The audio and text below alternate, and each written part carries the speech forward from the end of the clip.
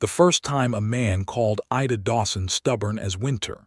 She had just refused to sell her father's land for a price that would have left her with enough money to last 6 months, and she had looked him dead in the eye and told him that 6 months was not a life. That was the spring of 1873, and the man who said it was Gerald Hatch, a cattle broker from Abilene who wore his hat too low and his ambitions too high, and he left the porch of her homestead with red ears and a wounded pride, kicking up a trail of dust behind his horse that took a full minute to settle. Ida watched it settle. She was good at watching things settle. She had grown up doing it, watching her father's tempers calm themselves after long evenings, watching the Kansas sky bruise itself purple and heal itself gold by morning, watching other people's certainty crumble when it met the particular quality of her silence. She was 24 years old in 1873, and she had already outlasted 3 men who thought they could move her. There had been Gerald Hatch, the cattle broker, who wanted the land. Before him, there had been Miles Corder, who wanted a quiet wife, and who discovered after 8 months of courtship that Ida Dawson had never in her life been quiet about anything that mattered to her. And before Miles, there had been Thomas Birch, who had simply been afraid of her, though he had called it something else when he left. He had called it incompatibility. He had said they were too different, but Ida had seen his eyes the night she'd climbed up on the barn roof in a lightning storm to fix the weather vane because it had been shrieking all week, and she could not sleep for it. And what she had seen in Thomas Birch's eyes was not the look of a man encountering an incompatible woman. It was the look of a man encountering something he did not have the vocabulary for. So they all called her stubborn as winter when they left, because winter was the season that did not apologize for what it was, that did not soften itself for the comfort of those who found it inconvenient. Ida considered it a reasonable comparison. She lived alone on her father's 40 acres outside the town of Granger, Kansas, a town with a main street that was 3 blocks long and a reputation for bad water and decent people. Her father, Samuel Dawson, had died of a fever 2 years prior, in the January of 1871, leaving her the land, the 2-room house, the barn, a mule named Consequence, and a debt to the bank that was not impossible but was not comfortable either. He had also left her everything he knew about farming wheat in the high plains, which was considerable, and everything he knew about surviving on one's own terms, which was more considerable still. She grew the wheat. She kept a kitchen garden and a small flock of chickens. She took in mending from some of the women in town, and occasionally did the books for Mr. Aldridge at the general store, who was a kind man with poor arithmetic and an honest awareness of the fact. She made the payments on the land, and she went to bed tired, and she woke early, and she did it again. The women in Granger liked her mostly. They respected her in the way that people respect something they believe is slightly beyond their own capacity. The men in Granger were divided. Half of them admired her in the abstract, the way you admire a piece of country that is beautiful but difficult to cross. The other half thought she was a problem waiting for the right solution, and that if the right man came along and handled her correctly, she would settle right down. Ida was aware of this second category of opinion. She found it mildly irritating and entirely ignorable. It was an early morning in September of 1873 when she first saw Nelson Prescott, and the circumstances of their meeting were not romantic. They were not, in any ordinary sense, auspicious. He was riding into Granger on a gray horse that was considerably better bred than he appeared, and she was driving Consequence along the main road toward the general store with a wagon bed full of mending that needed returning and a list of supplies that needed acquiring. And the gray horse decided, with the absolute conviction of well-bred horses, to stop directly in the middle of the road and inspect something on the ground. Consequence, who had his own opinions about everything, did not appreciate the obstacle. The result was a brief and undignified argument between 2 animals while their respective humans attempted to establish order. Ida had the advantage of knowing Consequence's particular stubbornness well enough to manage it. Nelson Prescott appeared to have no particular advantage over his horse at all, which told her something about him immediately, she thought.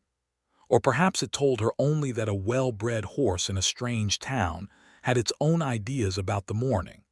When the road was cleared and the animals were separated to a respectable distance, she looked at him properly for the first time. He was somewhere near 30, she guessed.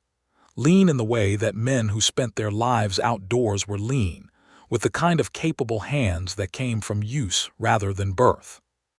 He had a straight nose that had been broken at some point and healed slightly off-center, and dark eyes that were, at that precise moment, occupied with a combination of exasperation at his horse and something that was almost amusement at the entire situation. His hat was a plain brown, battered enough to be honest.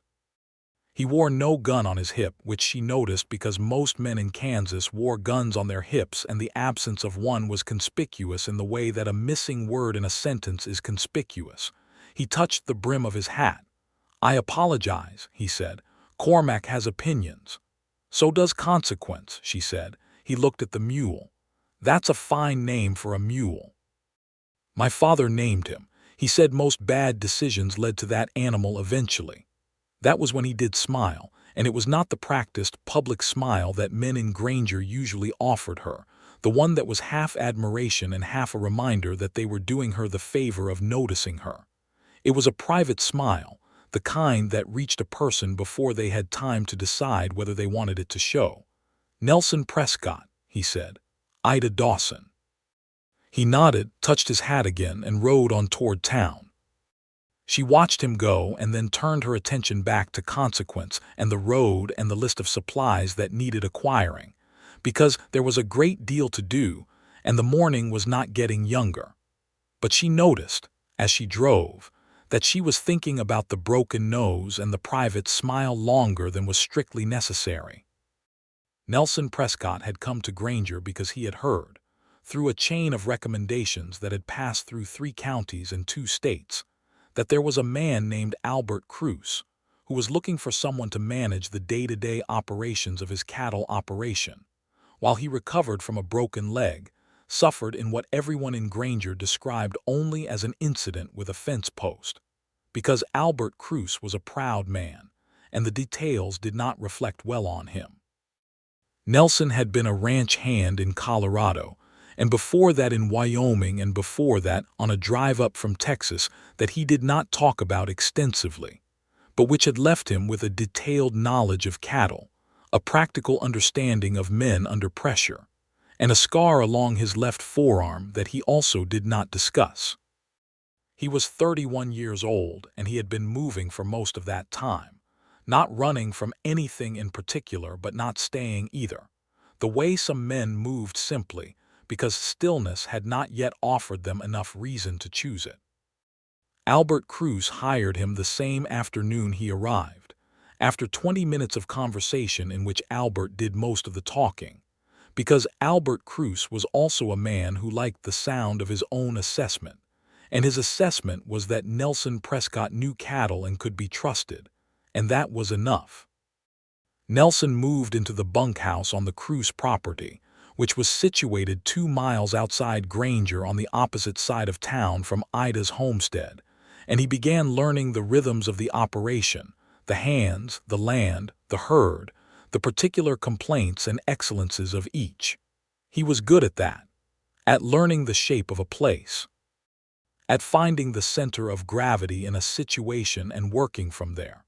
The men on the Cruz ranch liked him within the first week, which was not nothing, because ranch hands were not charitable audiences. He came into town regularly, because Albert Cruz required various supplies, and because Nelson had taken on the bookkeeping as part of his responsibilities, having discovered early that Albert's son was supposed to be handling it, and was doing so with a creative approach to numbers that would eventually become a serious problem. He came to the general store. He ate occasionally at the boarding house table where Mrs. Clara Finch served meals to travelers and those without kitchens. He saw Ida Dawson again 11 days after the morning with the road and the horses, when he came into the general store, and she was there returning the last of the mending and collecting payment from Mr. Aldridge. She was wearing a dark blue dress that was clean and practical, and she had her hair up in the way she wore it when she was conducting business rather than working the land, and she was in the middle of a polite but entirely unbudging disagreement with Mr. Aldridge about the price of flour, which had gone up. Nelson occupied himself on the other side of the store and listened, not to be rude, but because there was no other side of the store that was large enough to not overhear. She was not loud about it. That was the thing that struck him. Some people argued with volume, using noise the way they might use a fist, beating the other person's resistance down. Ida Dawson argued with precision. She stated the previous price. She stated the current price. She stated the percentage of increase. She stated, calmly and without heat, the effect that this increase would have on households operating on fixed incomes in the area, and she asked Mr. Aldridge whether he had considered sourcing from the mill in the next county, which she had heard was offering better prices to general stores that bought in larger quantities. Mr.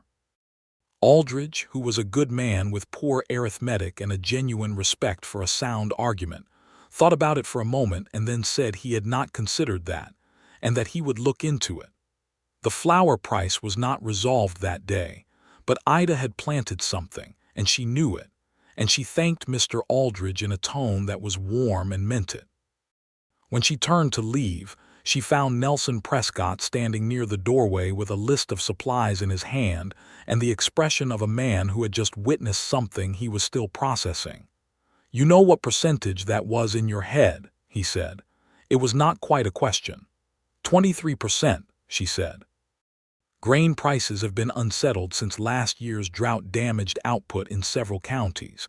It is not necessarily Mr. Aldridge's fault, but it is worth addressing at the source if possible. He looked at her for a moment with those dark eyes that did their thinking before his face caught up to them. "You know a fair amount about grain markets." "I farm wheat," she said. "It would be strange if I did not."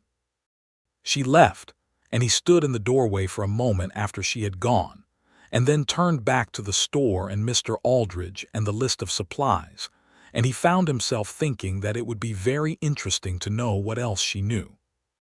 He found out in pieces over the weeks that followed. He found out that she knew how to read weather by the behavior of the grass and the particular quality of silence before a storm. He discovered this when they happened to be at the edge of town at the same time on an afternoon when the sky was behaving ambiguously, and half the population of Granger was looking at it with uncertainty. She looked at the grass along the road's edge and said, quietly, mostly to herself, that it would not break before evening, that there was still time. And it did not break before evening. The storm came at dusk and was significant. He found out that she had a sense of humor that was dry enough to be easily missed and rewarding when it was caught. He discovered this when he was having a conversation with her outside the church one Sunday, because Granger had a small Methodist congregation that both of them attended without, Nelson suspected, particularly strong convictions on either side, more out of the social necessity that small towns required. He made some observation about the sermon that he meant as genuine, and she said something in response that was technically an agreement, and was actually, beneath it, a gentle and devastating observation about the nature of certainty in men who had never had serious reason to question it. He laughed before he had finished processing it, and she looked at him with a satisfaction she was not quite hiding. He found out that she was alone in a way that was chosen, and also in a way that had been accumulated, that the aloneness had layers, and that the outer layer was absolute competence, and the inner layers were things she did not discuss with people she had not decided to trust. He began to think about what it would mean to be someone she decided to trust. This was a new kind of thinking for Nelson Prescott, not because he had been unkind to women or unserious, but because his life had been arranged around motion, and trust required staying in one place long enough for the other person to learn you completely, and he had not previously been in one place long enough for that. But Granger was beginning, quietly, to feel like a place rather than a stop. October came and brought the particular quality of light that the Kansas plains wore in autumn, a horizontal, golden, slightly melancholy light that made everything look like a painting of itself. The wheat had been harvested and Ida was in the in-between season, the season of maintenance and preparation, of checking fences and winterizing the house and chopping wood for what was coming. Nelson rode out past her property one afternoon on an errand for Albert Cruz that took him past the eastern road, and he saw her on the roof of her barn. She was replacing shingles, alone. With the competence of someone who had done this before and the concentration of someone doing it very carefully because a fall from a barn roof was not a thing she had time for. He stopped his horse and watched for a moment, and then he called up to her and asked if she needed another pair of hands. She looked down at him from the roof with an expression that was evaluating rather than pleased. She was dusty and her hair had come half undone, and there was a smear of tar on her forearm, and she looked, he thought, entirely like herself in a way that most people only managed when they were alone. "You know anything about shingles?" she asked. "Enough," he said. It turned out to be enough. He tied Cormac to the fence post and climbed up, and they worked together for an hour and a half in the October afternoon, not talking much, because the work required attention, but existing in the same space in a way that felt, to both of them, unexpectedly natural. When they were done and had climbed down and she had brewed coffee on the kitchen stove because the afternoon had turned cold, they sat on her porch with the mugs and the light going gold and low across the fields, and they talked. They talked about things that had no particular importance and things that had great importance in the way that real conversations work when two people are paying genuine attention to each other. He told her about Colorado and the ranch there, and about Wyoming before that. She told him about the wheat and the years when it was good and the years when it was not, and about her father, with a restraint that meant she was choosing her words carefully because the subject mattered to her. He named the mule Consequence, Nelson said. He said that a man who understood consequences was a man who could manage his own life. She looked at her coffee. He was right, though he was also a man who sometimes named his errors rather than fixing them. So Consequence has a younger brother somewhere in this county called the same thing. Nelson laughed, and she smiled, and the porch and the low gold light held them both for a moment. When he left, she stood in the doorway and watched him ride away on the gray horse that had opinions, and she noticed that she had forgotten to be guarded and could not quite decide if this was a problem. The gossip in Granger noticed before either of them officially acknowledged anything. Mrs. Clara Finch, who ran the boarding house and had the particular superpower of the small-town woman of information, told anyone who would listen that she had seen Nelson Prescott stop his horse twice in 1 week on the East Road, and that Ida Dawson's lamp was burning later than usual. Mrs. Finch was not malicious. She was simply interested, in the way that a person who lived at the center of a community's social life became interested in the movements of those within it. The interest was largely benevolent.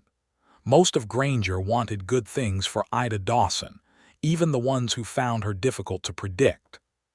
She had been alone a long time and she was young still, 24, and people in 1873 in a Kansas town tended to feel that a woman alone on 40 acres was a situation that wanted resolving.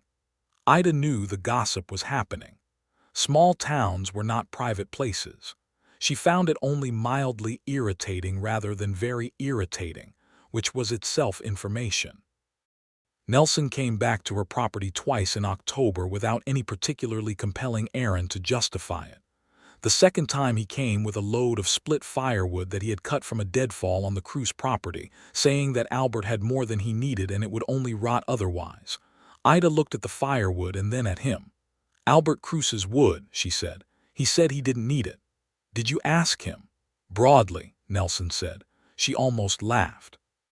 She brought the wood inside because it was good wood and she needed it, and because accepting something that was offered sincerely was not weakness, which was something she had always known intellectually but which felt, with Nelson Prescott, like something she was learning from the inside.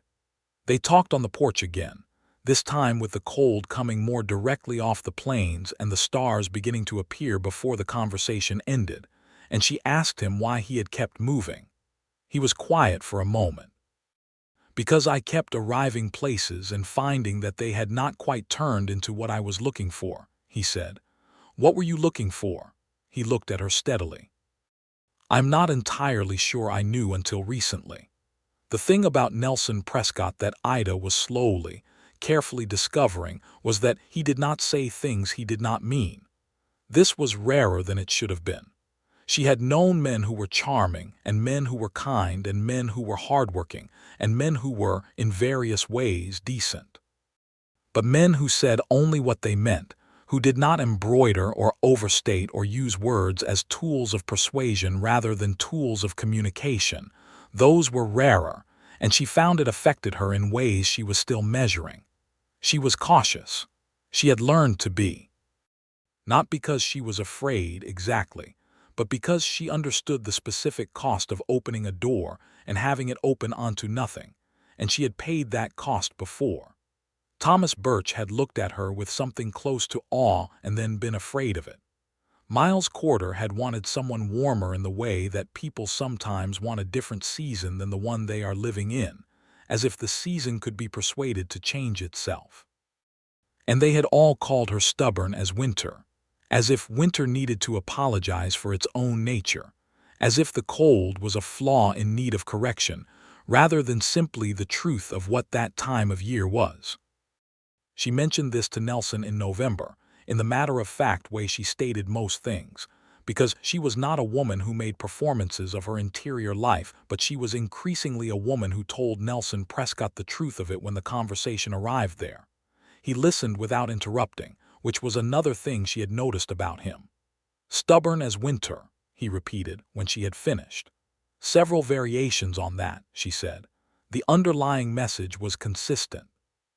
He was quiet for a moment, and then he said something that did not sound rehearsed, that sounded like a thing arriving in real time. I have always preferred the cold season. She looked at him. Winter is honest, he said. It doesn't pretend to be something easier than what it is. It requires something from you. I find that I respect that more than a season that's agreeable simply because the conditions are easy. She was still looking at him, this lean, honest man with the broken nose and the horse with opinions, who said only what he meant, and who had ridden through Colorado and Wyoming and Texas looking for something he had not yet been able to name. You are an unusual man, Nelson Prescott, she said. I have been told something similar, he said. It was not always meant as a compliment. I mean it as one. November deepened into the kind of cold that the Kansas plains could produce without particular warning, a cold that came off the open land without obstruction, that found every gap in a house and reminded you of its presence continually. Ida's house was well maintained, which meant it was not comfortable by any standard of luxury, but it kept the serious cold out, and she had the wood, including Albert Cruce's broadly contributed firewood, to keep it warm. She also had a fence on the north side of her property that had been damaged in a late autumn windstorm, and the repair required posts that needed digging in ground that was beginning to harden, and she was managing it with the determined competence that she managed most things, but it was hard work, and it was going slowly. Nelson arrived on a Saturday morning with two of the Cruce ranch hands, young men named Pete and Darnell, who had been told they were doing a favor for someone who needed fence posts set, and who would receive pie in exchange, a currency that both of them found entirely acceptable. He had not asked Ida's permission to bring help because he had suspected correctly that she would have declined it on the grounds that she could do it herself, which was true, and which was not the relevant question. When she came out of the house and saw the three men in her yard with post diggers and fence posts, and the particular focused energy of people prepared to accomplish something, she stopped on the porch steps and looked at Nelson with an expression that was complicated. You could have told me, she said. "You would have said no," he said. "That is a correct assessment and also not the point." "I know," he said, and he met her eyes without deflecting, which was important, because the deflection would have been the wrong move and they both knew it. "I should have asked. But the fence needs doing before the ground freezes solid, and there are 3 of us and it will take half the time." She looked at the fence. She looked at Pete and Darnell, who were young and cheerful and already moving toward the north section without any apparent awareness of the negotiation happening on the porch steps. "I will make the pie," she said. "We are relying on it," he said. "The fence took the morning." She brought out coffee midway through and hot biscuits because she had made them anyway. And at noon, she served a meal to 4 people at her kitchen table, which had not seated 4 people in some time. The table was small and the kitchen was not large, but it was warm and the food was good, and Darnell, who was 20 years old and from Missouri, and not yet entirely accustomed to Kansas winters, ate with the enthusiasm of someone whose mother's cooking he had been missing for months and who was encountering its approximate equal. Pete, who was 22 and from Texas and considerably more self-possessed, ate quietly and watched Nelson, and Ida with the thoughtful attention of a young man who noticed things and stored them away.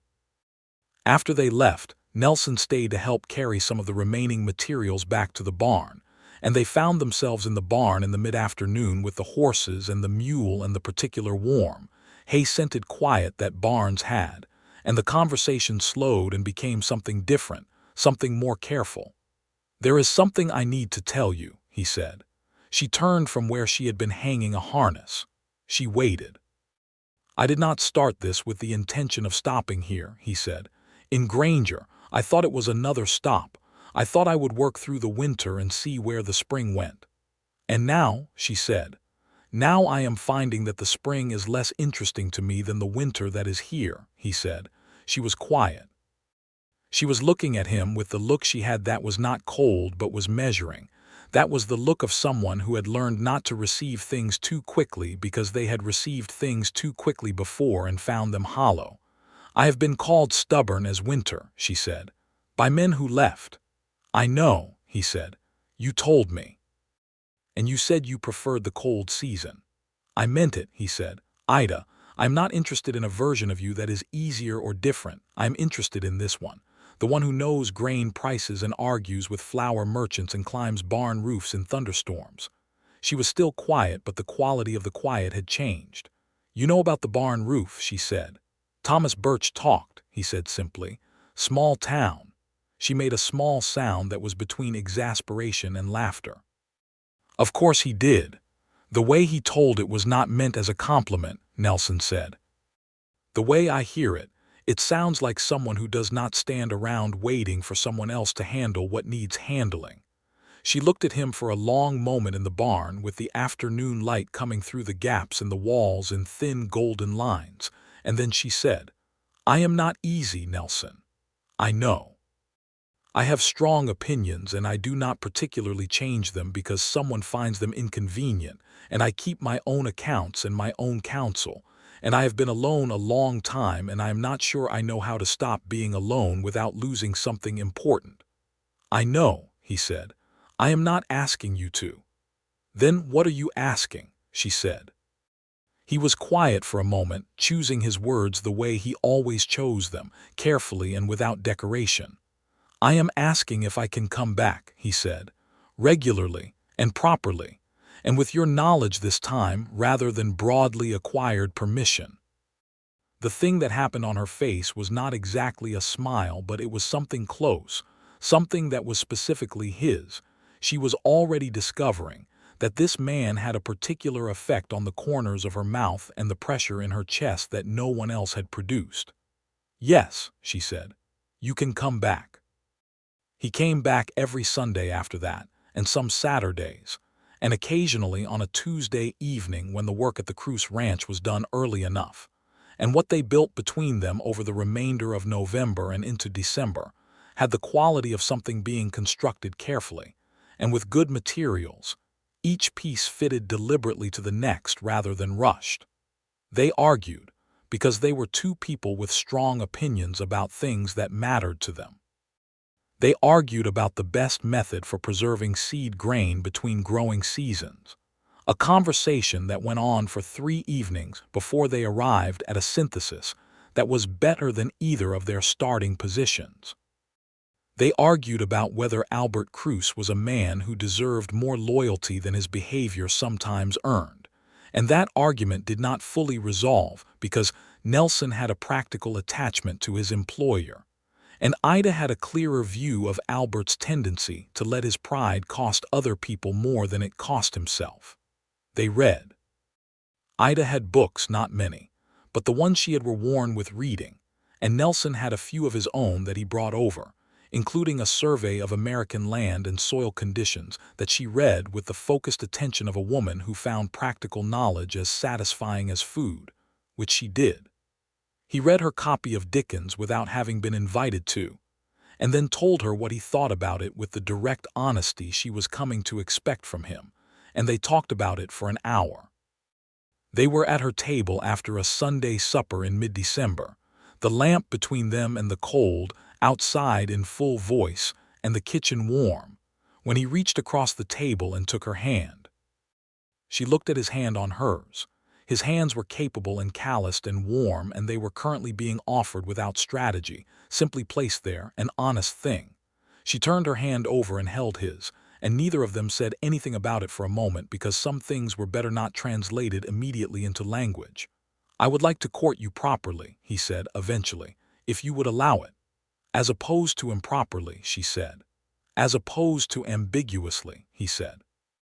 "I am not interested in ambiguity, Ida. Not with you." She had decided weeks ago, somewhere in the barn or on the porch or in the first conversation about grain prices, that she trusted him. The decision had arrived quietly, in the way that the most significant decisions sometimes did, not with fanfare but with a simple interior recognition, like the moment you realize the weather has changed and you can smell the rain coming. "Yes," she said, "properly."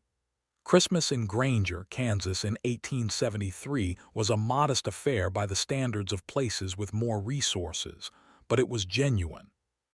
The Methodist Church held a service, and Mrs. Clara Finch organized a community supper at the boarding house that she called optional, and that most of the town attended because Clara Finch's optional was, in Granger, the equivalent of a summons. There was music from old Jeremiah Walsh, who played the fiddle with the cheerful imprecision of a man who had been playing for 60 years, and had long since stopped worrying about the notes as long as the spirit was present. Nelson came to the supper with Ida on his arm, which was both an act of genuine affection and a social declaration, because in a town the size of Granger, appearing anywhere with someone on your arm was a statement being made to everyone who could see it. The town received it variously. Most people were pleased, or were pleased for Ida in the complicated way that people are pleased for someone they have been worrying about. Mrs. Clara Finch was conspicuously unsurprised. Mr. Aldridge shook Nelson's hand with the warmth of a man welcoming someone into something. There were 2 men at the supper who were less pleased, though they had the sense not to make it obvious. Gerald Hatch, the cattle broker from Abilene, had returned to Granger in November on business that had something to do with the Cruz operation, and he had been making what Ida recognized as renewed overtures, not about the land this time but about himself, testing whether 2 years and her continued solitude had softened her position. They had not, and his presence at the Christmas supper was a reminder of a door she had closed. He watched Nelson Prescott with the specific look of a man encountering the reason his plan had not worked, and then he looked at Ida, and she met his eyes steadily, and he looked away first. There was also a young man named Curtis Farley who had been paying her an intermittent attention for the past several months that she had been dealing with through the strategic use of busyness and clear redirections. Curtis was not a bad person. He was simply 28, and had decided that Ida Dawson on her 40 acres was a good situation, and had not yet fully absorbed the information that she herself was not a situation to be evaluated as an asset. He saw her with Nelson, and his expression went through several stages quickly, ending at something like dignity, and he spent the rest of the evening talking to Mrs. Finch's niece, who was visiting from Topeka, and seemed to find him genuinely interesting, which made it considerably easier for everyone. Nelson danced with Ida when Jeremiah Walsh's imprecise fiddle produced something that was broadly recognizable as a waltz. The floor of the boarding house common room was not designed for dancing, and there were too many people, and old Jeremiah's timing had its own relationship with time, but Nelson held her properly and moved with the natural ease of a man who had spent years learning to manage his body in difficult physical conditions, and she fit against his frame in the way that made her aware of the space between them and the warmth of his hand at her waist. "You dance," she said, with mild surprise. "I have been to a number of Christmas suppers in my traveling years," he said. "It came up." "You are better at it than Jeremiah is at the fiddle," she said. "That is a low bar. I am setting it where I find it." He laughed, and the laugh moved through both of them because they were close enough for her to feel it, and she thought that this was a genuinely good thing, that this man and this evening and this particular winter were genuinely good things, and she let herself have that without immediately cataloging its potential complications. January arrived with the brutal simplicity that January in Kansas always brought, and with it came a development that shook the settled pattern of things in a way that nothing in the preceding months had. Albert Cruce's son, whose creative approach to the ranch bookkeeping Nelson had been managing around without quite confronting, had accumulated a debt in Dodge City that was considerably larger than anyone on the Cruce property had known about. The debt was owed to a man named Harlan Stokes, who was not the kind of man you owed debts to, not because he was dangerous in any violent sense, though he was surrounded by people who were, but because he operated with a very clear understanding of leverage and was not subtle about using it. Harlan Stokes arrived in Granger in the third week of January with 2 associates and a piece of paper that represented young Danny Cruce's debt, and he presented it to Albert Cruce with the pleasantness of a man who knew he held the only cards that mattered. Albert Cruce's operation was not large enough to absorb the debt directly. The solution that Stokes proposed, with continued pleasantness, was that he would take a portion of the next year's cattle operation as payment in kind, which was another way of saying that he would take control of something valuable and return a fraction of it when convenient, which was another way of saying that Albert Cruce's livelihood was about to be significantly diminished. Nelson spent 3 evenings in the first week of February working through the numbers, with the focus of a man who understood that the numbers were the battlefield. He brought the results to Ida because she was the person whose thinking he trusted most, and because her clear-eyed approach to problems that other people clouded with emotion had become, in their months together, one of the things he relied on. She sat across the table from him with the papers between them and worked through it with him in the lamplight, and she asked 3 questions that cut directly to the 3 places where there was room to maneuver. The first was whether the debt was legally documented in a way that would survive scrutiny in a proper court. It was, but barely. Nelson had looked at the paper, and the language was not as clean as Stokes believed it to be. The second was whether Albert Cruce had resources he had not considered. He had land. The land itself had value that was not currently leveraged. The third was whether Danny Cruce understood what his actions had cost and was willing to work to address it. She said this without judgment and without softness, simply as a practical question, because the answer would determine what was possible. Nelson looked at her. "You have a very clear head for problems that are not yours," he said. "This one is adjacent to mine," she said. "If the Cruce operation collapses, you lose your position. If you lose your position, Granger becomes a stop again rather than a place." There it was, stated as plainly as she stated everything. She had a stake in this because she had a stake in him, and she was not going to pretend otherwise. He reached across the table and covered her hand. "It won't come to that," he said. "I know," she said, "but let us make sure anyway." What followed was 2 weeks of careful, unglamorous work.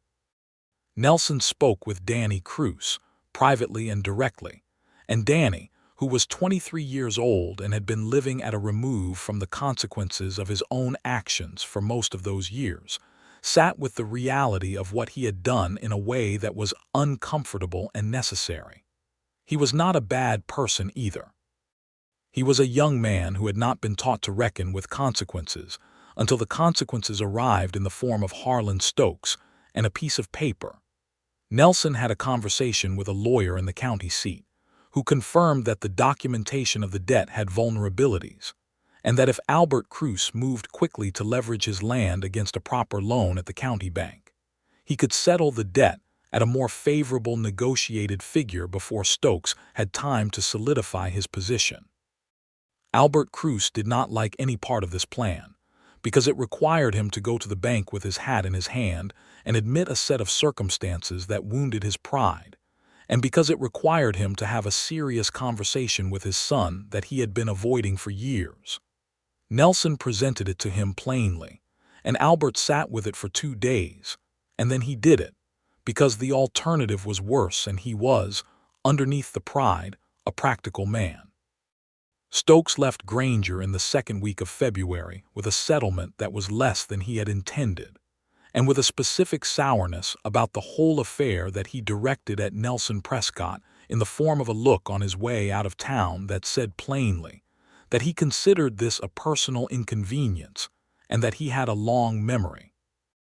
Nelson noted this and filed it without particular alarm, because Harlan Stokes had no remaining legal claim, and the range between legal leverage and action was wide enough that a man who operated through paperwork rather than violence was unlikely to cross it over a cattle debt in a small Kansas town.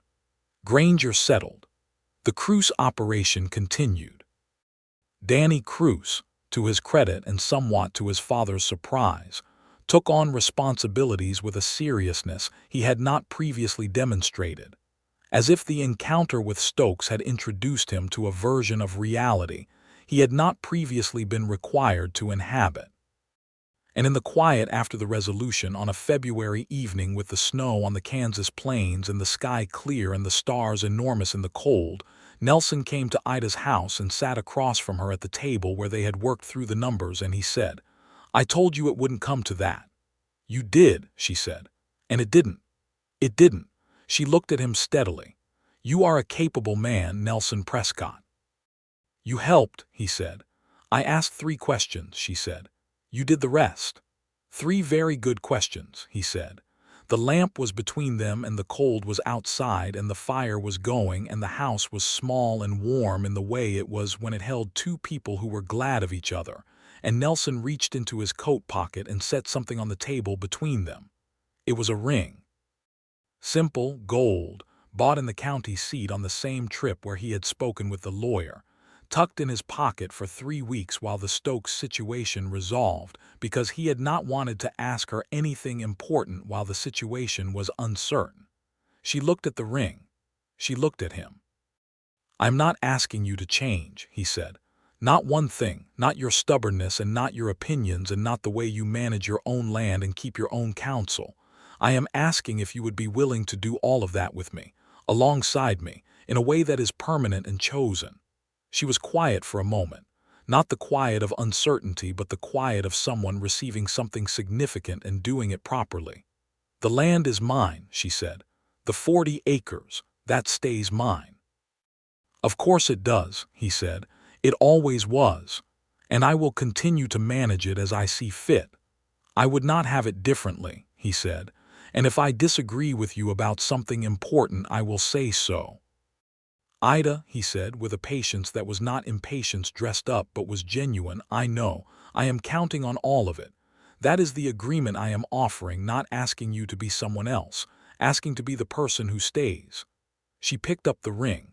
She looked at it in the lamplight, simple and gold and honest, which was the right kind of ring for both of them. "Yes," she said. He let out a breath. "Yes," she said again, more firmly. The way she said things when she meant them completely and wanted there to be no ambiguity. and she looked at him with the look that was specifically his, the one that had been building since October, and the barn roof and the fence posts and the grain prices, the one that she had been managing carefully and was now, in this February kitchen with the cold outside and the ring in her hand, releasing fully. He came around the table and she stood up and he held her in the warm, small kitchen, and it was quiet and it was real, and it was the opposite of a season being asked to be something it was not. It was a season being fully, completely, honestly itself. They were married in April of 1874, when the Kansas land was beginning to do the thing it did in April, the thing where the flattened winter grass started to show the first hint of green beneath it, and the sky opened up and turned the kind of blue that only existed at that time of year in that part of the country, and the wind was still cold but had lost its particular edge. The ceremony was at the Methodist church, and it was small because they both preferred small, and it was real because they both required real. Mr. Aldridge stood up with Nelson because they had become friends over the winter in the quiet way that happens between men who respect each other's competence without needing to discuss it. Mrs. Clara Finch sat in the front pew with the satisfaction of a woman whose long-running social observations had produced the result she had always considered most probable. Ida wore a dress she had made herself in dark green, because dark green was practical, and because she looked extraordinary in it, which Nelson told her plainly when she came down the church steps toward him on the morning of the wedding, and she looked at him with a warmth she was no longer managing at a careful distance. Pete and Darnell attended from the Cruce ranch, Pete with his characteristic quiet thoughtfulness, and Darnell with an uncomplicated delight that made him shake Nelson's hand for much longer than was strictly necessary, and then apologize for it and shake it again. Even Danny Cruce was there, clean and newly serious in the way he had become over the winter, and he told Ida afterward that he thought she was the most practical person he had ever met, and that this was the highest compliment he could currently offer, and she told him it was appreciated and that he was doing well. They had a supper at the boarding house because Mrs. Clara Finch would not have had it any other way, and Jeremiah Walsh played the fiddle with his usual inspired imprecision, and Nelson danced with Ida, and the tempo was not quite right, and neither of them minded. The question of where they would live was resolved practically and without drama. Ida's homestead was hers, and it was established, and the wheat was already planted for the year, and the fences were in good repair, including the north fence that had caused all the trouble in November. Nelson spoke with Albert Cruce and arranged to continue his management position while living off property, which Albert agreed to because Nelson was competent and Danny was improving but was not yet ready to manage the operation alone, and because Albert Cruce, whatever his other qualities, knew good help and was not foolish enough to dismiss it. Nelson moved his few things from the bunkhouse to Ida's house, to their house, and the house that had been 2 rooms with 1 person in it became 2 rooms with 2 people in it, which required some negotiation about space and habit, and the particular domestic rhythms that 2 independent people had to actively construct together. They constructed them, with argument and laughter and adjustment and the same precision that Ida had brought to everything else in her life, except that now it was shared precision, which was a different and better thing. The first year was full. The wheat harvest in 1874 was good, better than the previous 2 years, and with Nelson's second income from the Cruce operation, they were able to make a larger payment on the land debt than had been possible before, significantly reducing what remained. Ida tracked the numbers with the satisfaction of someone watching a problem approach its solution, and at the year's end she showed Nelson the ledger and he looked at the bottom line and said that in 2 more years they would own it free and clear. 1.5, she said, if the next harvest is equally good. 1.5, he agreed. He was learning the wheat the way he had learned everything, by paying close attention and asking real questions rather than performing knowledge he did not have, and she taught him what her father had taught her, not as a teacher instructs a student, but as one person shares something important with another person who is genuinely interested. And the fields became, over that first year, something that belonged to both of them. In the evenings they read and talked, and argued about the things they argued about, which were never the wrong things, never the things that came from unkindness or dismissal, but always the things that came from two people who had strong and genuine views about the world, and were interested enough in each other to push at those views. He told her more about the Texas drive, eventually. He told her about the dust and the distances and the men he had ridden with, some of whom were good men and some of whom were not, and about a young man who had died on that drive in circumstances that were nobody's fault exactly, but that Nelson had carried in a certain way for years afterward, the particular weight of being alive when someone near you is not. She listened without rushing him past it, and when he had finished she said nothing immediately, and then she said, "You were 23. Yes. And you have been carrying it since." "In a manageable way," he said. "Most things are manageable," she said. "That doesn't mean they're not heavy." He looked at her across their table. "You would have made a very good friend for my 23-year-old self," he said. "I would have made a very intimidating one," she said. "I was 17 in 1866, and I already had opinions about Texas cattle drives." He laughed, and she laughed too, and the weight was not gone but it was shared, which was what weight became when you gave it to someone who did not flinch. It was in the spring of 1875 that the first real test of a different kind arrived, not a financial crisis or a difficult neighbor, but a human one. Ida's mother's sister, her Aunt Frances, arrived from Ohio with everything she owned, and a situation that she explained in the direct if mortified language of a woman who had always managed her own affairs, and was now in the position of not being able to. Her husband, a man named Walter Combs, had died in the winter, leaving debts that had consumed everything they had built, and Frances was 61 years old and alone and had nowhere else to go. Ida received this information without drama and without hesitation. She told Frances she would stay as long as she needed to. Nelson, who met Frances Combs for the first time in the doorway of his own house, shook her hand and said he was glad she had made it safely and that the spare room was hers. Frances looked at him for a moment with the measuring look of a woman who had outlived one man and was evaluating the quality of the one her niece had chosen, and then she said, "You have a decent handshake." "I have been told," he said. "Walter's was limp," she said by way of context. She stayed for 3 months, and the 3 months were not without their complications, because Frances Combs had spent 61 years being the authority in whatever room she occupied, and Ida had spent her entire life being the same, and 2 women of that particular kind in one small house required active negotiation. But they were family, and they had the foundation of genuine love beneath the friction. And Nelson, who had spent his life reading the dynamics of groups of people under pressure, managed the house's atmosphere with a quiet and effective skill that Frances eventually acknowledged by telling Ida, in his absence, that she had chosen better than Frances had expected and better than most women managed. Ida told him what Frances had said. He received it with a private smile. Frances eventually wrote to a cousin in Missouri who had more space and an invitation that Frances could accept without feeling like a burden, and she left in the late summer of 1875 with her things and the first real warmth in her eyes that she had arrived without, and she hugged Ida for a long time in the yard before she went.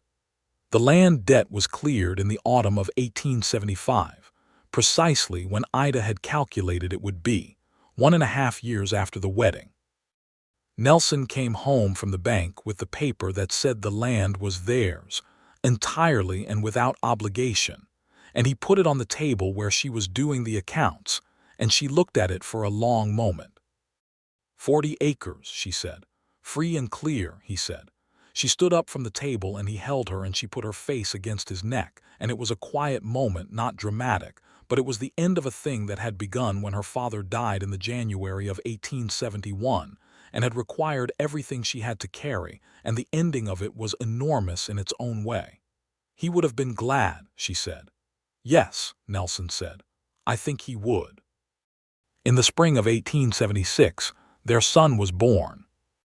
They named him Samuel for her father, and Nelson held him in the kitchen of the house on the 40 free and clear acres while Ida rested, and the April light came through the window, and the feeling that moved through him was something he did not have a precise word for, something that was gratitude and terror and reverence all occupying the same space simultaneously.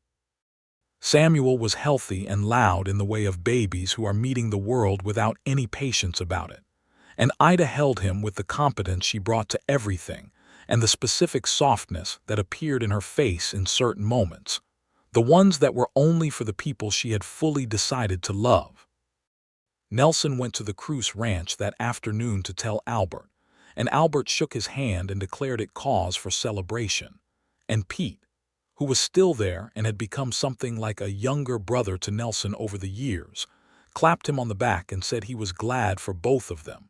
And Darnell, who had gone back to Missouri the previous year and gotten married himself, had left a standing invitation to bring the news whenever it came. The news went by letter to Darnell and to Nelson's sister, Clara, who lived in Nebraska and who had been corresponding with Ida since the wedding because Ida and Clara had discovered, through letters, that they were similar people in ways that pleased both of them.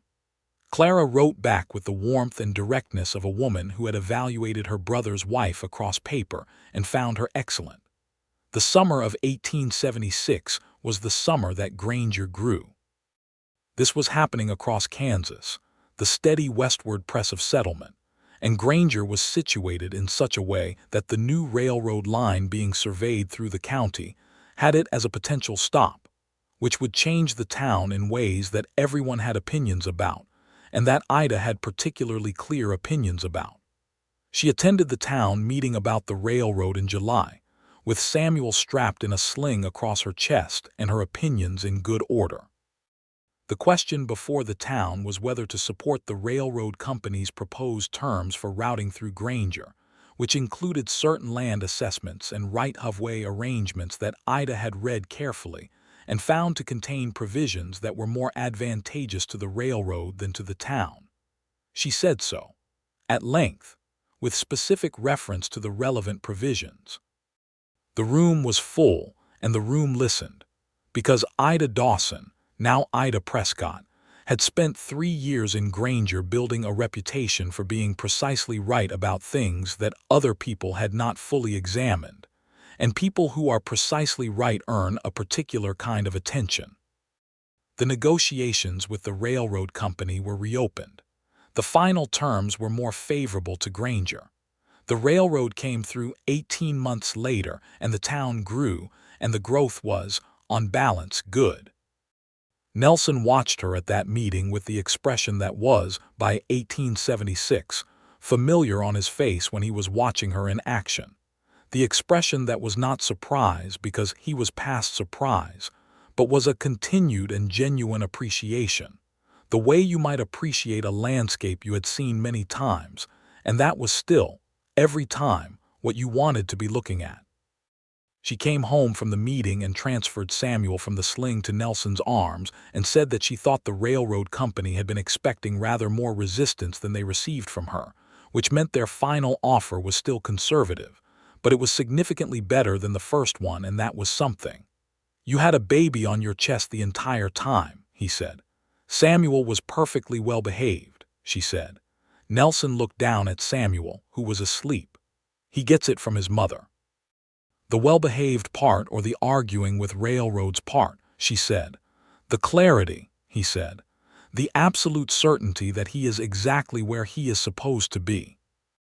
She looked at him and then at the baby in his arms and then at her house, their house on their land, in this town that she had dug herself into over years of choosing to remain, and something settled in her that was deeply and entirely at peace. "Yes," she said, "I think that is right." The years that followed had the quality that good years have, of being full without being dramatic, of being rich in the ordinary way that ordinary days are rich when they are spent with people and work and purpose that genuinely matter. Samuel grew from an infant who had opinions about his sleeping schedule into a toddler who had opinions about everything, which no one in his household found surprising. He was a serious child, watchful in the way that Nelson was watchful, with a streak of Ida's precision in the way he approached problems, taking them apart methodically rather than attacking them directly, and then presenting his findings. He said his first full sentence at 14 months, looking at Consequence the mule from a safe distance, with the evaluating expression of a small person encountering something larger than expected. And the sentence was a considered assessment of the mule's size relative to his own, in the vocabulary of a 14-month-old, which was approximately, "That is very large and I am not going to approach it." Consequence, for his part, regarded Samuel with the same philosophical detachment he brought to most things. Nelson's position at the Cruz Ranch evolved over the years as Albert's health declined, and Danny Cruz grew into the competent man that the incident with Harlan Stokes had set him on the path to becoming. By 1878, Danny was managing most of the operation himself, and Nelson, by mutual arrangement, was working something closer to a consulting role, which gave him more time on the homestead and for the wheat, which had been growing each year in scale and quality as he learned more of what he was doing, and the land responded to consistent, thoughtful management. They were not wealthy in any sense that the word usually carried, but the land was theirs, and the wheat was good, and the debt was gone, and the house had been added to, a third room, and then a proper porch that was enclosed on two sides to give protection from the winter wind, and they were comfortable in the deep way that comfort means when it is earned rather than inherited. Ida turned 30 in 1879 and Nelson was 37, and Samuel was 3 and in constant motion, and the spring wheat was in the ground, and the apple tree that Ida had planted in 1875 in the yard was finally, 4 years later, producing actual apples. They sat on the enclosed porch on Ida's birthday with the April evening coming in cool and clear and Samuel asleep inside, and Nelson had acquired from Mr. Aldridge's general store a small bottle of something that was technically wine but which Mr. Aldridge described more accurately as a fruit-adjacent beverage from a producer in Missouri, and they drank it out of the 2 good glasses they owned, and it was not excellent but it was celebratory. 30, Ida said. "You are exactly the same as you were at 24, he said. "I am considerably more settled," she said. "In the best possible way," he said. "Settled like a foundation, not settled like someone who has given up." She looked at him. "That is a very good distinction. I have known you for 6 years, he said. "I know which kind of settled you are." She was quiet for a moment with her fruit-adjacent wine. "I told you I was not easy," she said, "not for the first time, but in a different way, the way of someone looking back." "You did," he said, "and you said you preferred the cold season." "I did," he said, "and I do, still and completely." She looked at the April sky over the Kansas plains, the enormous open sky that she had grown up under and that had always felt like a particular kind of honest reality, the sky that did not pretend to be smaller than it was or easier than it was, and she thought about the 24-year-old woman who had watched Gerald Hatch's dust settle on the road and decided that 6 months was not a life. She had been right about that. 6 months had never been a life. But 10 years of this, of wheat and land and honest conversation and Samuel, and this man who said only what he meant and had meant it consistently for 6 of those years, that was a life. That was the one she had been holding the door closed for. "I love you," she said to the April sky and to Nelson Prescott simply and without decoration, because she had learned in the years with him that the simple things said plainly were the most important ones. "I know," he said, which was not a deflection but was what it was, a thing he said because it was true and because her knowing that he knew was part of the architecture of what they had built. And then, "I love you, Ida. I have for a long time."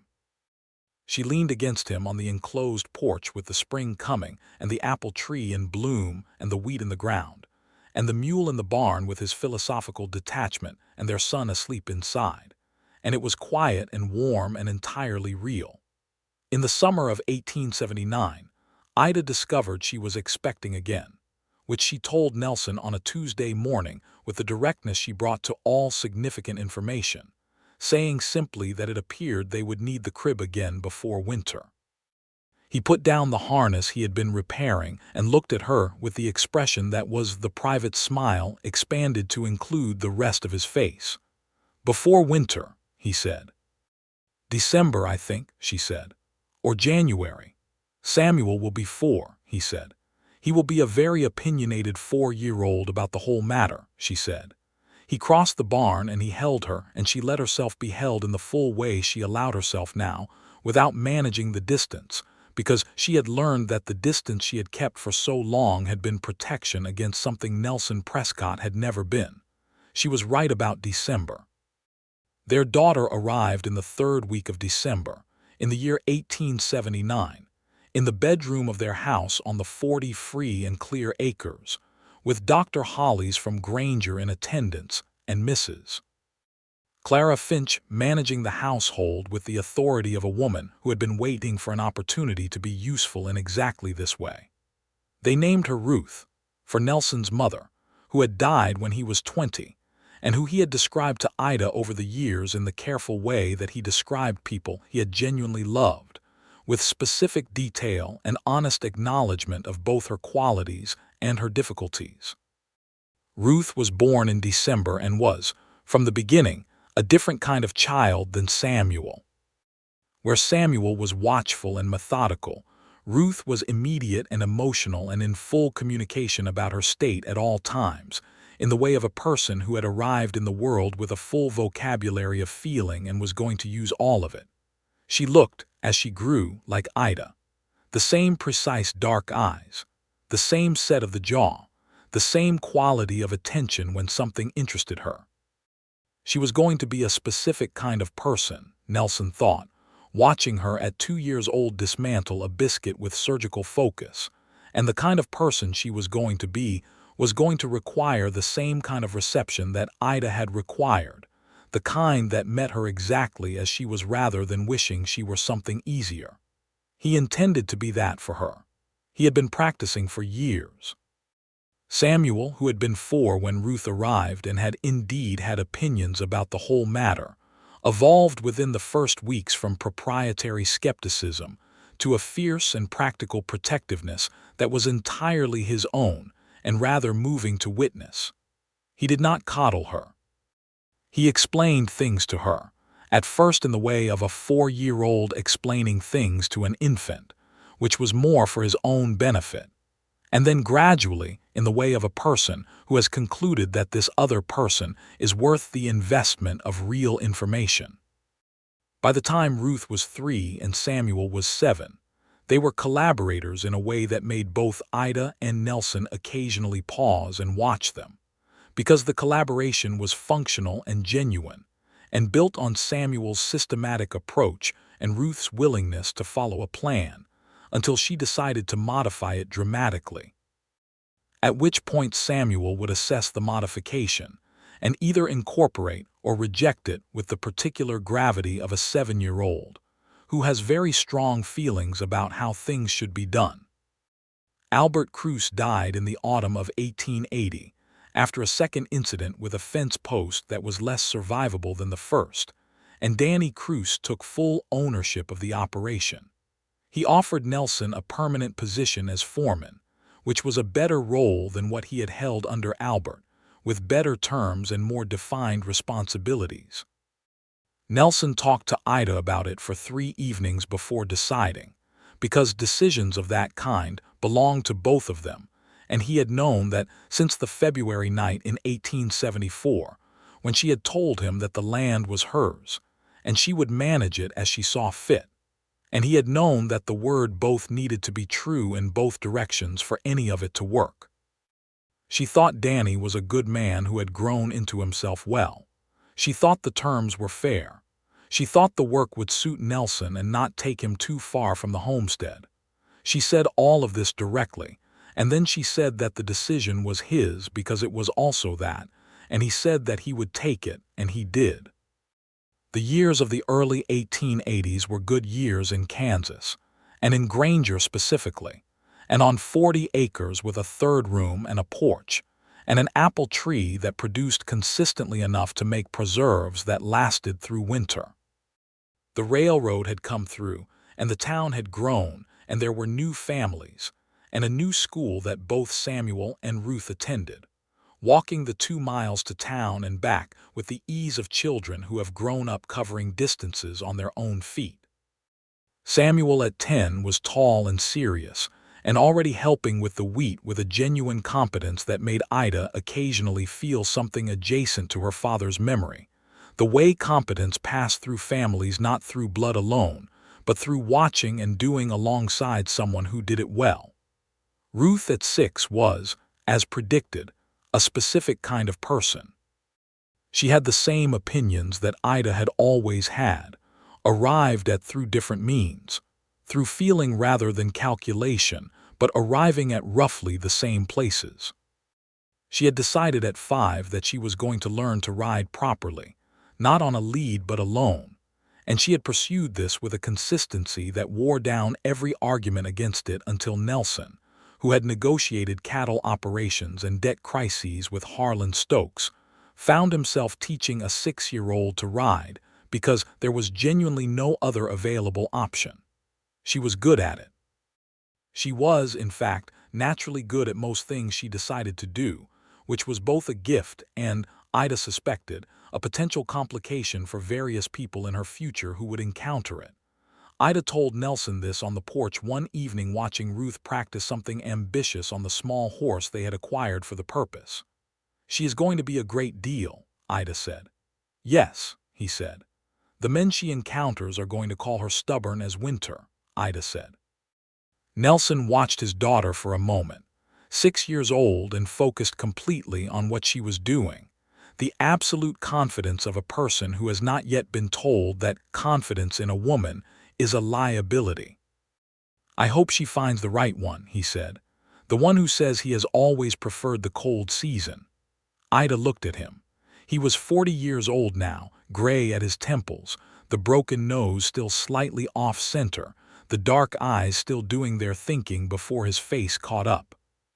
31 years old when she had first seen him on the road outside Granger, blocking traffic with his opinionated horse, and she had thought, watching him go, that she was thinking about the broken nose and the private smile longer than was strictly necessary. "You did," she said. "I meant it then," he said. "I mean it now." He reached over and took her hand on the porch, the way he had first taken it across the table in December of 1873, before the ring, before everything that came after, and she turned her hand over and held his, and Ruth made whatever dramatic move she had been attempting and succeeded at it and looked back at the porch with triumphant expectation, and both of them said, at once, "Very good." Ruth beamed with the satisfaction of someone who has accomplished something difficult and had the right people witness it, and went back to her practice. The 1880s in Kansas were not without their difficulties. The drought years came, as they always did, with the particular indiscriminate cruelty of weather that does not care about the work you have put in or the payments you have made. In 1882, the wheat was poor, and in 1883 it was worse. And those were years of careful management and reduced expectations, and the kind of quiet endurance that was not dramatic, but was the real texture of a life built on land in the American West. Nelson brought everything he had learned about cattle operations to the question of how to diversify, so that a bad wheat year was a setback rather than a catastrophe, and Ida brought everything she knew about the land and the soil and what it would bear, and together, they made adjustments over those years that were unglamorous and slow and correct. By 1884, the wheat was good again, and they had added a small section of the operation that kept a few head of cattle. Not a cattle operation, but an addition that cushioned the years when the grain was poor, and the land was healthy, and the house was full, and the apple tree had survived the difficult years as it had always survived things, stubbornly, and with its own kind of continued presence. Samuel turned 15 in the spring of 1885 and asked Nelson, with the seriousness of a 15-year-old who has been preparing this question, whether he thought the wheat operation could eventually be expanded to the additional acreage that bordered theirs to the east, which had been left by a family who moved further west in 1882, and which the bank was holding at a reasonable price. Nelson looked at him for a moment and then looked at Ida, who had been listening from across the kitchen. She said, "What is your analysis of the soil quality on that parcel?" Samuel had an answer. He had been watching that parcel for 2 years, and he had walked it enough to have a considered opinion about its quality and its potential, and he presented it in the methodical way he presented everything, beginning with what he knew and moving through what he inferred and arriving at his conclusion. Nelson looked at Ida again. She was watching Samuel with an expression that was equal parts pride and recognition. "Your mother and I will think about it," Nelson said. "It is not a bad idea." It was not a bad idea. They thought about it, together and separately and together again, and they made the purchase in the autumn of 1885, financed by the 5 years of careful management that had rebuilt their reserves after the drought years. And Samuel worked that parcel with Nelson through the following spring as if he were proving something to himself about the thing he already knew he was going to spend his life doing. Ruth, who was 9 and watching her brother with the combination of admiration and competitive awareness that characterized her relationship to him, informed her parents in the spring of 1886 that she intended to learn to read maps properly, by which she meant the survey maps that Nelson kept from the land assessments, and she wanted to know how to interpret them. Ida sat down with her at the kitchen table, and they spent an afternoon with the maps and the instruments. And what became clear in that afternoon was that Ruth had a facility for spatial reasoning that was natural and needed only the framework of the skill to express itself. She would do well with mathematics, Ida said to Nelson that evening. She would do well with anything she decided to do, Nelson said. I would like to see her in the new school that is supposed to be built in the county seat, Ida said. They are talking about including advanced instruction, mathematics and science. This was 1886, and the conversation was forward-thinking for a girl in Kansas, but not impossible. The world was changing, slowly and unevenly, but changing. The railroad and the growth of the towns had brought more women into education and more educational opportunities for women. Not enough and not fast enough, but more than had existed when Ida was a girl learning everything she knew from her father and her own relentless reading. Nelson said he thought it was a good idea and that they should look into it. They looked into it. It took 2 years and a change in the county's educational arrangements, but Ruth went to the advanced school in the county seat for 2 years, boarding with a respectable family through the week and coming home on weekends. And she came home at the end of those 2 years with a knowledge of mathematics that exceeded anything available in Granger, and a set of opinions about women's participation in the civic life of towns and counties that she expressed with Ida's precision and considerably more volume. Ida found this deeply satisfying. Nelson found this equally satisfying, with an additional layer of private amusement at watching his daughter be exactly her mother in pitch and timber, and absolute commitment to the thing she had decided was true. Samuel was 20 when Ruth came home from her schooling in 1889, and he was already the person who would spend his life with the wheat and the land, and he was looking, with the careful seriousness he had always had, at a young woman who had recently moved to Granger with her family from Illinois. Her name was Anna Whitfield, and she was 19, and she had a quality of attention that Samuel had noted, and that Ida had noted him noting. He was not quick about it, which no one expected him to be. He was methodical. He was respectful in a way that the Whitfield family appreciated. He took the time that the thing required. He told his parents about it one evening in the way he told them everything, clearly and with the relevant information, saying that he thought Anna Whitfield was someone he would like to know better and that he intended to speak with her father about calling on her. Ida looked at him and thought about a 24-year-old woman watching a cattle broker's dust settle on the road and refusing 6 months because 6 months was not a life. She is a good person, Ida said, because she had watched Anna carefully in the way she watched everyone. Thoughtful. She thinks before she speaks. Yes, Samuel said, with the expression of someone who had noticed exactly that. You could do worse than someone who thinks before speaking, Nelson said, with a look at Ida that was the private smile at full strength.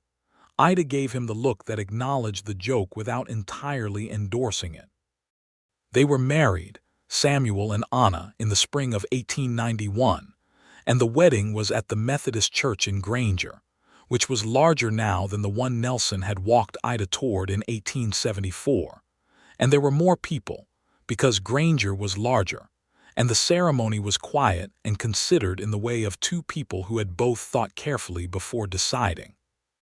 Ida stood with Nelson through the ceremony and his hand was at her back, and the April light came through the church windows in the same horizontal gold it always had, and she thought that the years had the quality, looking back on them, of having been exactly right in the way that things that are chosen carefully and tended consistently become right.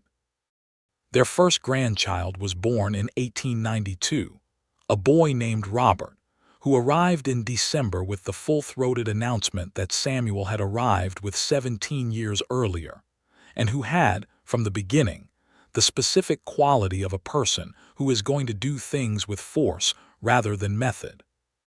Ruth, who was 16 when Robert was born and was in the process of developing strong opinions about her plans for the remainder of her life, held her nephew with the care of someone who is not naturally inclined to softness but who has recognized that this particular situation warrants it, and said that he had Ida's eyes. "I think he has your father's nose," Ida said, looking at Nelson. Nelson looked at the baby. "Let us hope it heals better than mine did," he said. The nose had been broken in Wyoming, on the drive to Colorado, in circumstances that he had eventually told Ida about, and that involved a horse that had not been Cormac, and a fence post that had not been entirely his fault. She had listened to the story with the attention she gave everything, and said that it had healed in a way that she found entirely satisfactory, and that she hoped Robert's nose healed however it was going to heal, because she was not in the business of evaluating noses against a standard. He had laughed in the way she had always been able to make him laugh, the kind that arrived before he had decided to allow it. The 1890s were the years of the homestead in its fullness. The wheat operation had expanded to the adjacent parcel and was managed between Nelson and Samuel, with the natural division of a father and son who understood each other's strengths and worked around each other's limits without needing to discuss it. Ruth was 19 in 1892 and had developed into someone who was going to need a larger geography than Granger for what she wanted to do, and she began corresponding with a women's college in the East that Ida had read about in a publication that came to the general store. The idea of Ruth going east was not small. It was not the kind of thing that happened easily in Kansas in 1892, practically or financially. But Ida had not, in 20 years of her own life and 18 years of Ruth's, been in the habit of declaring things impossible until she had fully tested the question. She and Nelson spoke about it with the completeness they brought to every significant decision, going through the practical questions carefully and arriving at the answers one by one. The land was good. The debt was gone. The operations were solid. The cost was real but not unmanageable if they were disciplined about it for 2 years. "She needs it," Ida said. "This place is not large enough for her. Not yet, maybe someday, but not yet." "I know," Nelson said. "I know that you know," she said.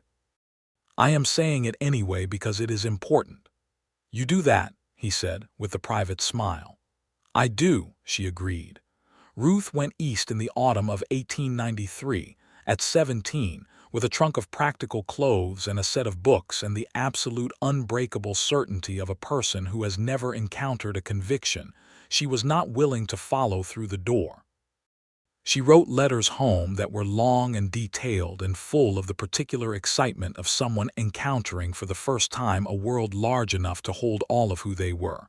And Ida read them at the kitchen table with the warmth of recognition, because she knew that feeling, had always known it, had just never had the opportunity to go to it.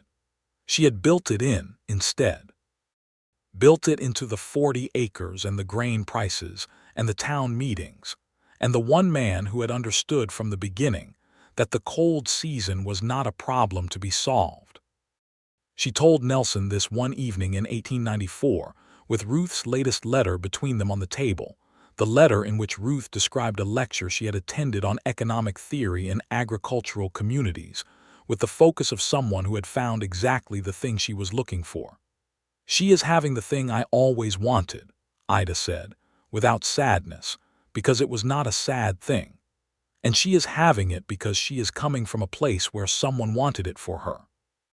Nelson read the letter and set it down and looked at his wife across the table, 45 years old in 1894, with the same precise dark eyes and the same set of jaw and the same quality of complete presence that had been the first thing he had really seen in her, watching her argue about flour prices in the general store 21 years ago.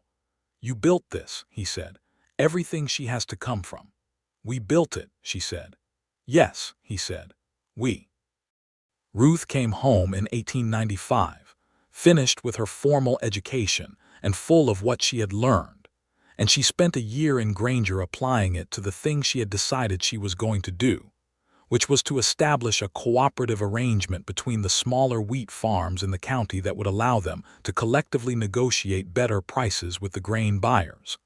The same principle Ida had applied to the flour argument in the general store in 1873. Extended across an entire county's worth of small operations. It took her 2 years. It required attending meetings at which she was the youngest person and one of very few women, and maintaining her position through the specific quality of not yielding to the assumption that either of those things was relevant to the quality of her analysis. She was 22 when the cooperative formally organized, and Nelson stood at the back of the meeting room where the agreement was signed and watched his daughter at the front of the room with the expression he had been wearing since 1874, when he had watched Ida in various rooms, the expression of someone in the presence of something that continued to exceed ordinary expectation. He found Ida afterward and told her what the expression on her daughter's face had looked like when the last signature was on the paper. "Like she had just fixed the weather vane in a thunderstorm," he said. Ida knew exactly what he meant. Ruth, who was 22 and had built a cooperative from the combined stubbornness of her own nature and the absolute clarity of her argument, met a young man from the county seat at one of the cooperative meetings. His name was James Hollies, the son of the doctor who had delivered her, and he was 25 and had come to the meeting because his father's brother ran a small farm and had a stake in the cooperative's success. He was a sensible, quiet man who read carefully and listened before speaking, and he encountered Ruth the way people with those qualities sometimes encountered people like Ruth, by being struck immediately and organizing his whole interest around understanding what he had encountered. He asked careful questions. He showed up at subsequent meetings. He did not attempt to instruct her on anything she already knew or suggest that her approach could be improved with his input, which she would have identified immediately and dismissed entirely. He simply paid attention, with the respectful attention of someone who had genuinely recognized something worth recognizing. She noticed. And she assessed him with the full force of her assessment, which was considerable, and what she found was someone honest and capable, and without a single layer of performance in how he presented himself. She told Ida about him in the spring of 1897 in the kitchen at the homestead, at the table where all the important conversations in the house had always happened, and Ida listened with the quality of attention she gave everything Ruth said. "He does not try to manage me," Ruth said. "That is a necessary beginning," Ida said.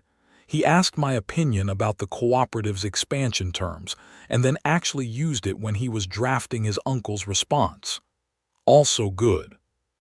And he said when I told him that I had strong opinions and that I did not typically change them because they were inconvenient to someone, he said that he found that clarifying rather than problematic.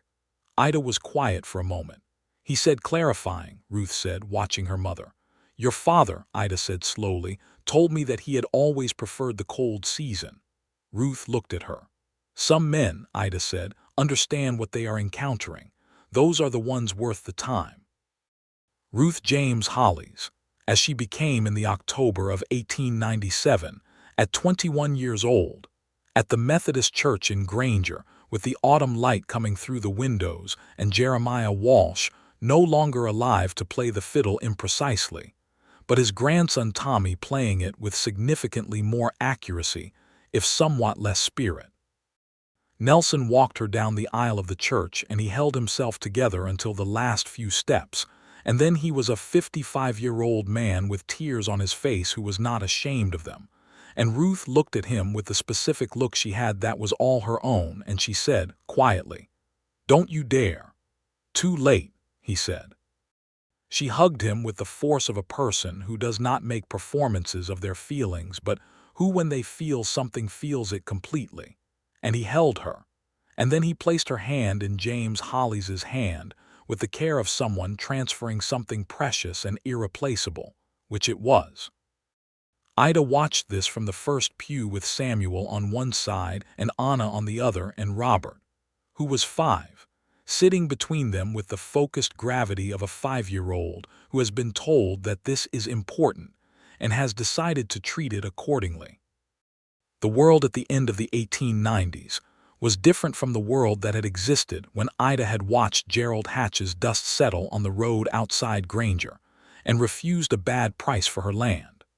The railroad was real, and Granger was larger, and the school was better, and the cooperative that Ruth had built was functioning as she had designed it, negotiating better prices for the small farms across the county than any of them could have negotiated alone.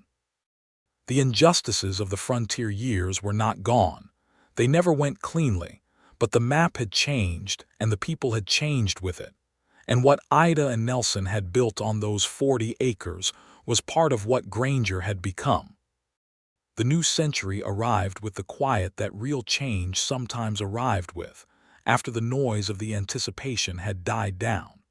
January of 1900 in Granger, Kansas was cold in the way January always was, the flat and honest cold of the plains that came without pretense and required everything of the people who lived within it. Ida was 50 years old. Nelson was 57. Their hair had gone gray, her shot through with silver threads that she considered a reasonable accounting of the years, his fully gray at the temples and salt and pepper through the rest, the broken nose still the same broken nose. His hands were the hands of a man who had spent 30 years working, capable and marked by use, and they were the hands she had been holding for 26 years. Samuel was running the wheat operation with Anna beside him, and Robert, now 8 and already certain he was going to do something large with his life, attending the Granger school. Ruth was in the county seat with James, established in their own house, and expecting their first child in the spring. Nelson and Ida came home on a January evening in the first week of the new century, having been to Granger for supplies, and they sat on the enclosed porch with the lamps lit and the cold doing its honest work on the other side of the walls, and it was quiet in the way of evenings that have been earned by days of real work. 50 years, he said. You will say something about the cold season, she said. I was going to say that 50 years is still not enough time to fully appreciate the plains in winter, he said. But yes, also that. She looked at him. This man who had ridden into Granger on an opinionated gray horse in September of 1873 and blocked the road and apologized for it and said, I have always preferred the cold season when it mattered most, who had stayed when staying was the harder and more important thing, who had held her and fought alongside her and raised their children with her and built every significant thing in her adult life with her. I was called stubborn as winter, she said. By every man who left. And you were, he said. And you are. And it has been the best thing about you since the first morning I saw you. She looked at the winter dark beyond the porch windows, the Kansas plains under the cold January stars, enormous and honest and exactly what they were. The cold season, she said. The one I prefer, he said. He took her hand on the porch the same way he always had, the way he had first taken it 26 years ago across the kitchen table, and she turned her hand over and held his the same way she always had, without managing the distance anymore, without cataloging the potential complications, simply holding on to the thing she had and knowing it for what it was. It was winter. It was honest. It was hers. Ruth's child arrived in April of 1900, a boy they named Thomas, and he had the look of the Holly side around the nose and the Dawson side around the eyes, and he was born into a family that stretched across 4 decades of choice and work and stubbornness and love, from the 40 acres of Kansas wheat, to the cooperative contracts, to the Methodist church in Granger where people had been married and buried, and where the windows let in the same horizontal golden light they always had. Ida held Thomas on the day he was born and looked at his face with the recognition that every grandparent and great-parent knows, the recognition of something continuing, something larger than any single life, something that requires many hands and many years, and the particular kind of stubborn love that does not bend when things are inconvenient but holds, through winter and drought and debt and departure and arrival, through all of it and after. Nelson stood beside her and looked at the baby and then at his wife. "The cold season," she said softly. "Still my favorite," he said. And it was, and they were, and the Kansas plains held them both in the enormous and honest way they always had, and the 40 acres were theirs, and the wheat was in the ground, and the spring was coming. It always came.